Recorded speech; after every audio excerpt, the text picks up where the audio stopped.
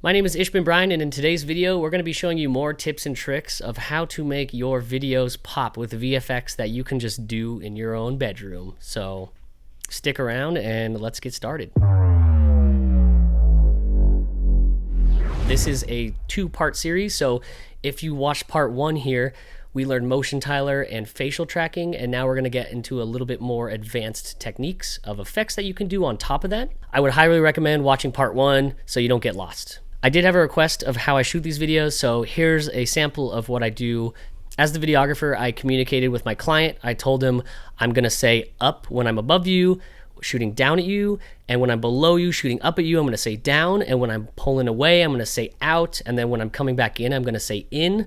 This actually helps keep your subject's arms in the frame as well, so if I'm coming in, my subject is aware of keeping his arms in the frame, and if I'm pulling out, then he can go crazy and spread his arms and a little bit more naturally. So once you have all your footage filmed, in my case, I did this vertically. Let's hop over to After Effects and get started with the effects. So now that I'm in After Effects, I'm gonna have my performance head tracked footage here and then the song underneath. A lot of these vertical viral videos contain one effect that you primarily use in order to achieve a bunch of other effects, and that's gonna be the rotoscoping effect. So after we've already tracked the head of this character here, let me show you what it looks like. So we're going to take this head tracked footage and add a couple different effects to it. So I'm going to find a point where there's a hit, and that's where I'm going to do my next effect.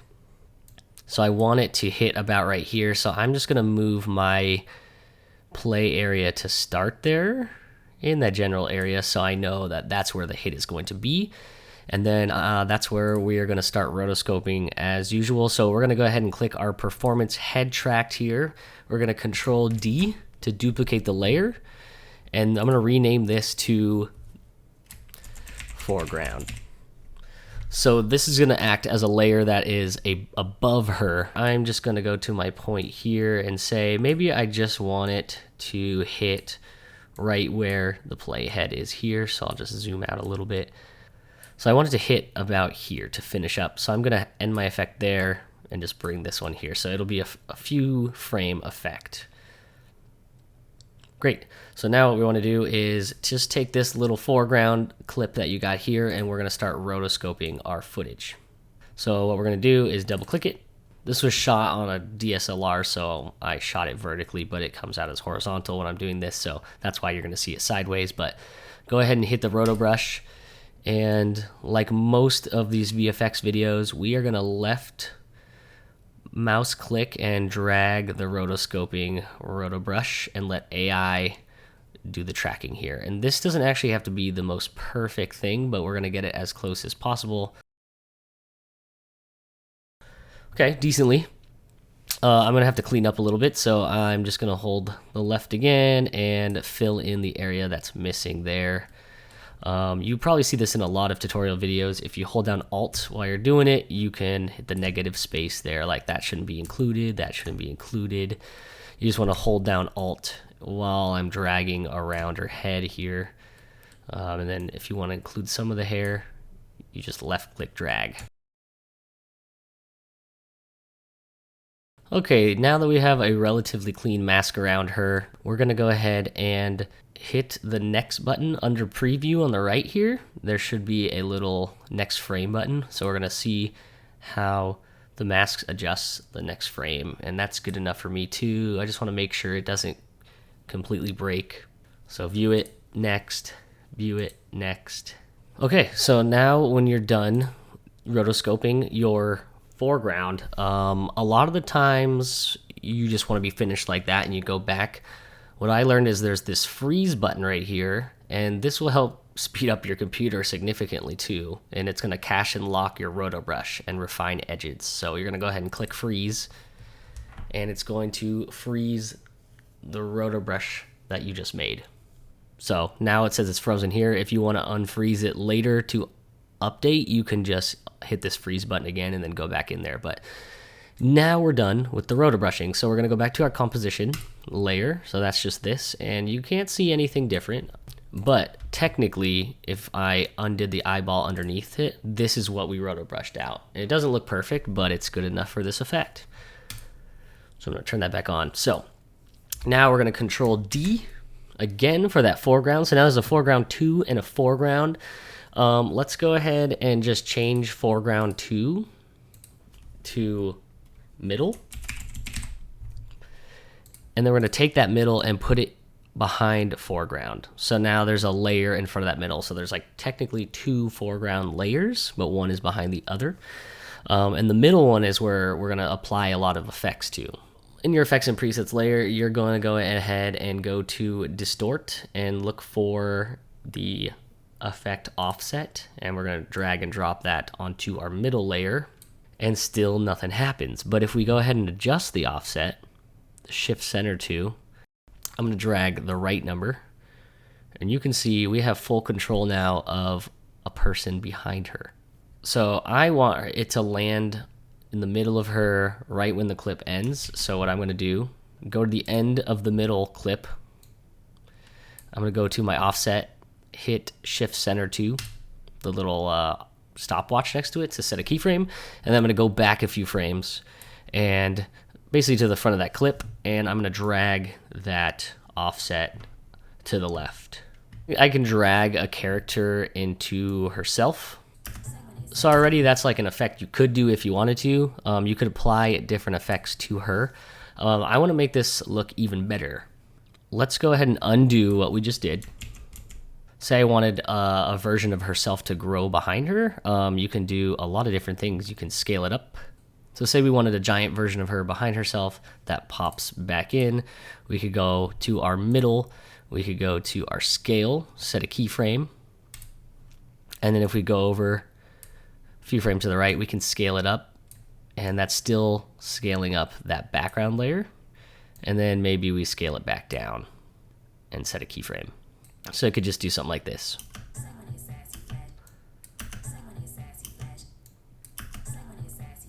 That's cool. Now on top of that, if we want the footage to, you know, pop out, look colorful and everything like that, let's just take our new offset effect that's the middle, and let's right click it and hit blending mode and change it to maybe, let's try difference. All of these different blending modes add different effects to our characters. Here we can try subtract. They all make things look a little bit trippier, but we're not going to use any of those. That's just a sample of what you can do. But what we're going to do is we're going to go to color correction.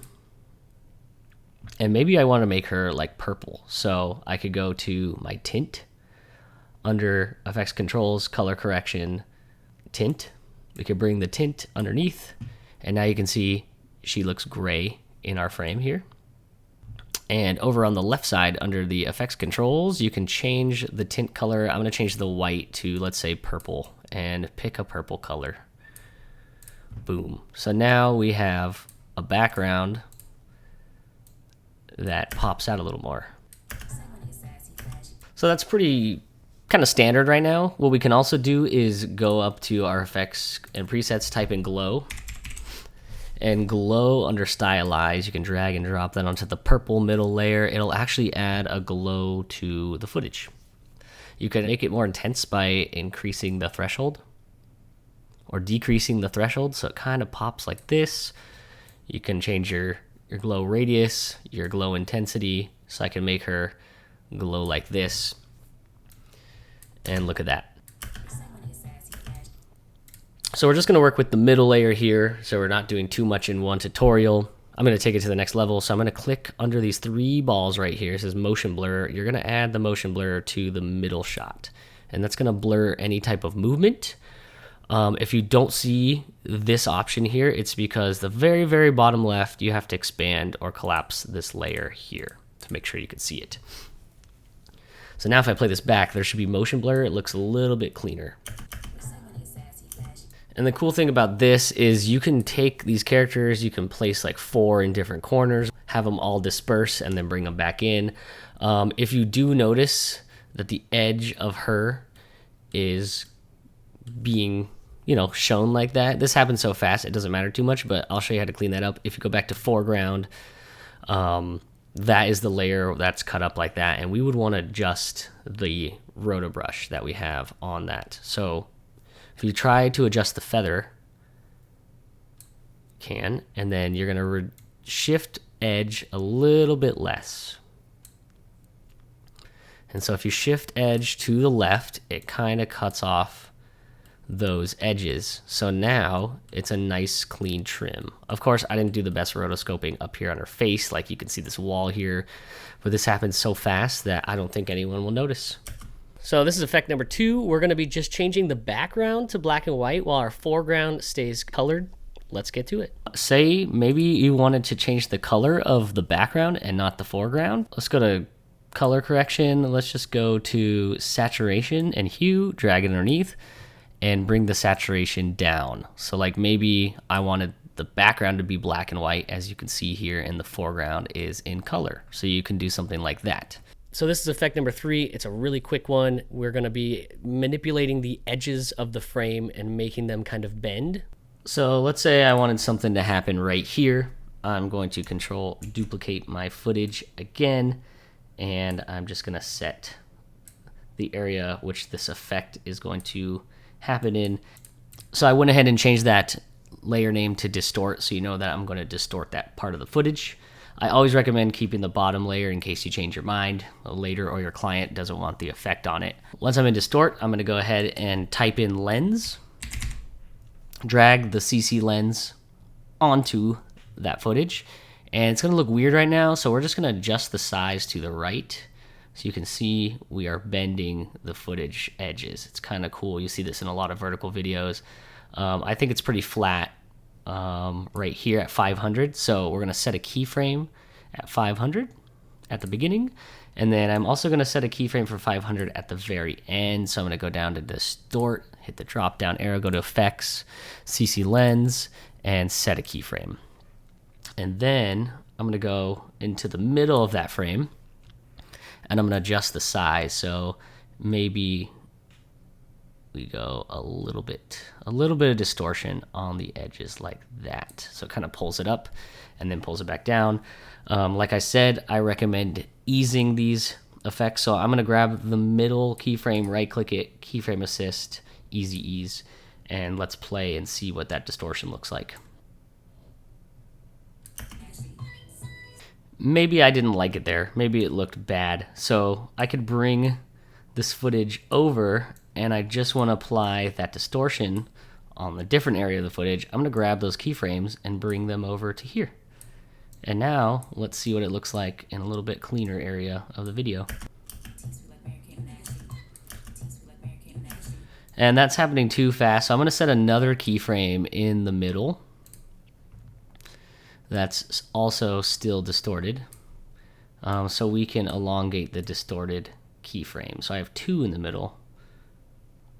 So I'm just showing you the tools that you can use for this, but feel free to be creative and use them however you wish. This is effect number 4.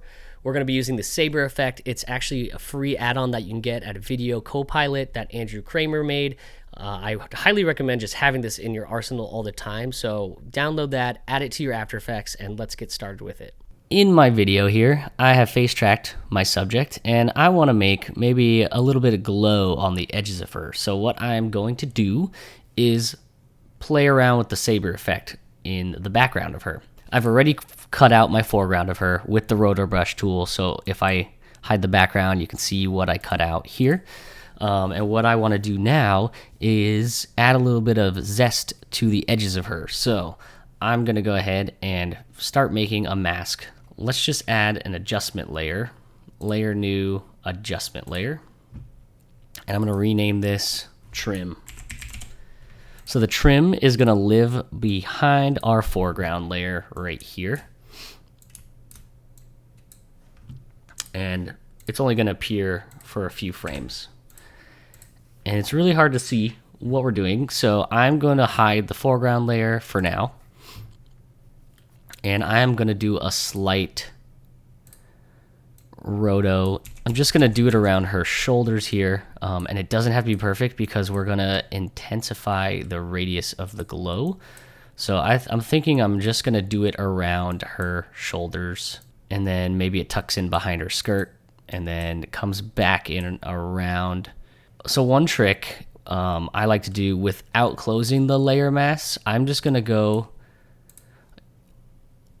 grab that last pen keyframe that we're making and not fully connect it. So if you look really closely, I'm not connecting this, I'm just kind of overlapping it. If you overlap it, it becomes kind of like a solid cutout.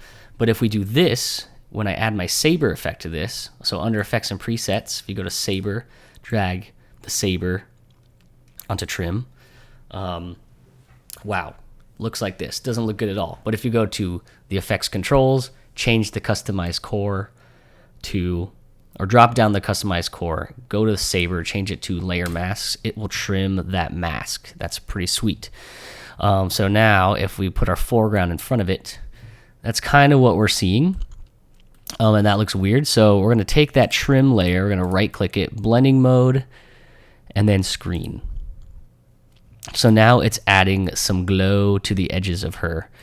And it might look a little cheese, so we're going to adjust the different intensities of different areas, and we can change the type of glow it is. So if you click on trim, go to our saber effect, go to the preset, select it. They give you a bunch of different energy and different types of effects you can do. You can do energize, so it's kind of lightning, different things like that. Let's go fusion. Fusion's kind of sick. And then I could change the color of fusion to purple. And now she has some like fusion glowing behind her, which is kind of cool.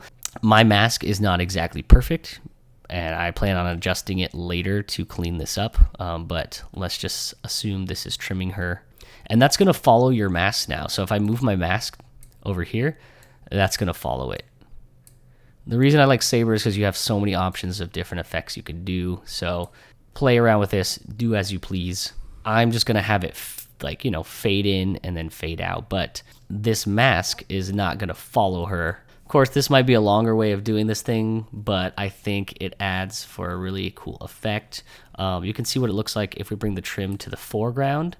Kind of doesn't look as cool as if she is in front of the trim. So now I'm going to drop this down, the trim layer, and we're going to set a keyframe on our mask path. I'm going to bring the keyframes over. So now we can just allow it to follow her however we want. If we want certain areas to disappear, we can. It's pretty cool effect that adds a little bit of glow to our subject. So now if we scrub through our frames here, we can see the glow kind of just follows her. I would recommend adding feather to the mask to assist with that. So my foreground could use quite a bit of feather and shift edges a bit. So I'm just moving the keyframes every few frames and adjusting to where I want. There might be an automated, easier way to do this, but this is what I see, to my understanding, a good way to use the saber effect to make things pop. So now I want to change the opacity of this effect. So if I go to my transform under my trim layer, go to opacity, I'm going to select the keyframe stopwatch to set it keyframe at 100%, bring it back down to the front of the frame, change that to 0 so that effect fades in and then stays on for a little bit and then fades back out. So then set another keyframe at the end to 0. So I have a 0, 100, 100, and 0.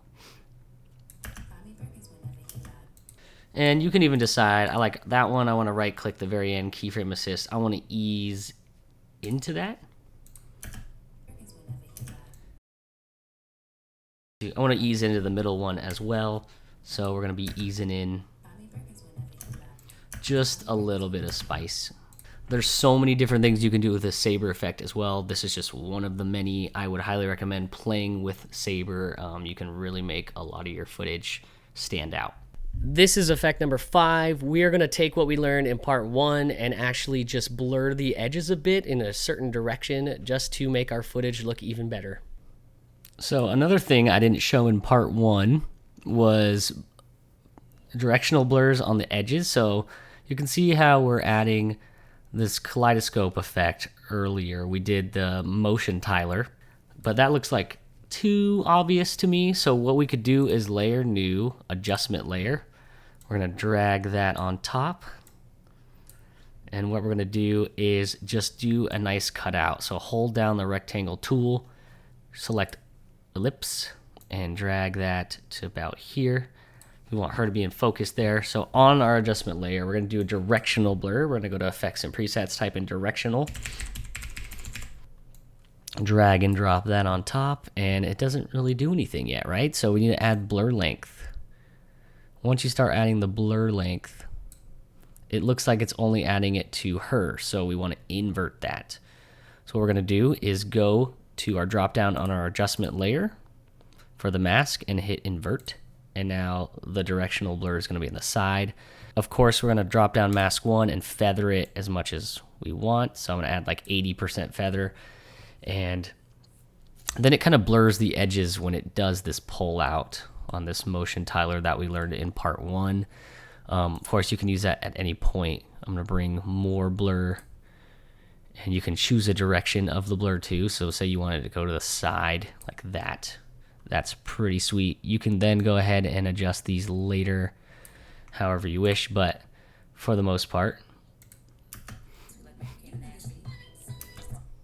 now we've added some blur to the edges right here. And last but not least, we have effect number 6. We're going to be using an animation and have it come from the background and move into the foreground. You can get these animations from many different places, YouTube, Production Crate, you name it.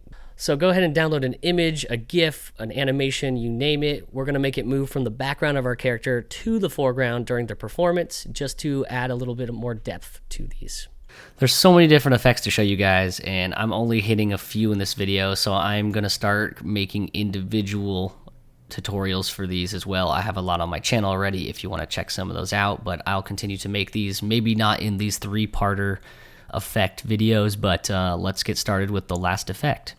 So just to show you guys what we're capable of doing with this, I'm going to go ahead and turn off my eyeball for middle 2 layer.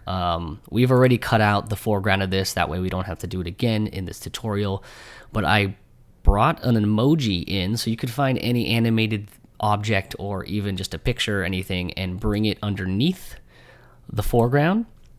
So you can see this emoji now lives behind the foreground here. So I got this from Production Crate. You can get these from anywhere. I'm not sponsored by them either, but let's see what we can do with this emoji. All right, so it looks like it's blowing a kiss. I'm only going to do it for a few frames. Feel free to keep it as long as you need, but let's say emoji here starts behind her. So I'm going to shrink him down. Boop. And I'm going to set a keyframe on the scale, and I'm going to bring it up to about here. And let's say emoji gets big, and he's over here. Like, you could probably find some better 3D animations, but here's just one, for instance, that you can use. Don't forget to easy ease those keyframes. So highlight them, keyframe assist, easy ease.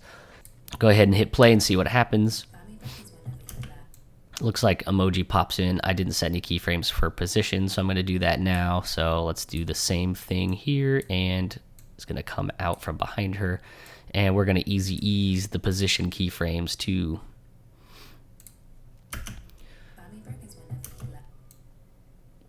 It's a little too fast, so I'm going to go ahead and bring it over.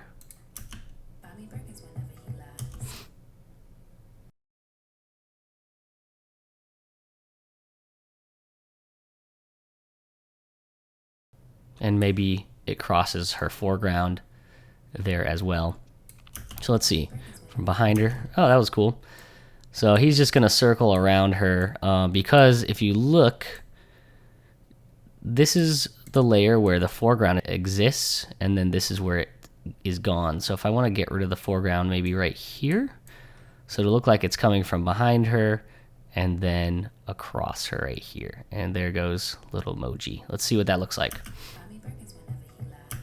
Yeah, and you can play around with the curves on that too if you want to. There's a curve editor right here. Highlighted my keyframes here and then clicked the graph editor. The graph editor is where you can control the curves and make them a little bit more smooth. So if you hit the plus sign, you can zoom in and you can see which curves are a little more sharp than others. So you can kind of bend them how you please, and then go back out of the graph editor by clicking the graph editor button again.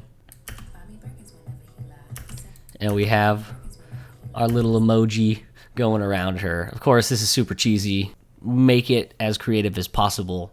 At least now you know the tools of how to do this. Thanks for watching my video, everybody. I'm excited to see where your creativity takes you with all these new tools. If you like what you saw, please comment, like, subscribe so you can continue being educated by my videos and we can become better editors together.